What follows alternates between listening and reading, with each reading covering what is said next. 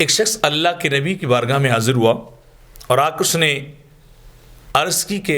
اے اللہ کے نبی، پیارے آقا، مجھے کوئی ایسی بات بتائیں جو مجھے دنیا اور آخرت دونوں میں فائدہ دے، جو دنیا میں میرے لیے مفید ہو اور آخرت یوم قیامت میں میرے لیے مفید ہو۔ تو اس نے آ کے عرض کی کہ مجھے ایسی کسی بات کی وصیت کیجیے، کوئی بات سکھا دیجیے۔ تو میرے آقا علیہ الصلوۃ والسلام نے اس سے پوچھا کہ بتاؤ، تمہارے والدین زندہ ہیں؟ تمہاری ماں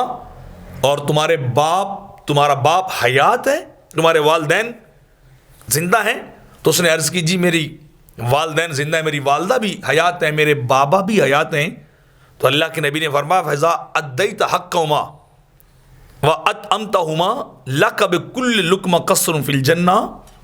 تو آقا علیہ الصلوۃ والسلام نے فرمایا جب تو ان کا حق ادا کرے اور انہیں بہترین کھانا کھلائے، ان کے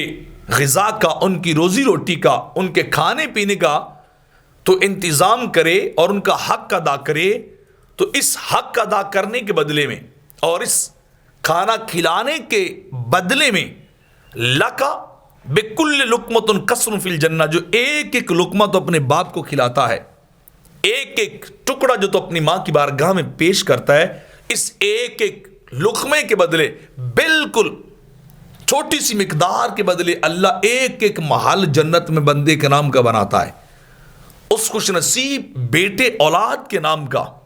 محل بنتا ہے ایک ایک لقمے کے بدلے میں، جو انسان اپنے والدین کی بارگاہ میں پیش کرتا ہے، اپنے باپ کو جو کھلاتا ہے، اپنی ماں کو کھلاتا ہے، ان کی بارگاہ بہترین کھانا پیش کرتا ہے، جو خود کھاتا ہے انہیں بھی پیش کر دیتا ہے،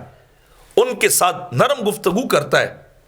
ان کی ذمہ داریوں کو سب سے زیادہ پہلے اور سب سے زیادہ ادا کرتا ہے، پریفر کرتا ہے، تو ایک ایک لقمے کے بدلے اللہ اسے جنت میں ایک ایک محل عطا کرتا جاتا ہے،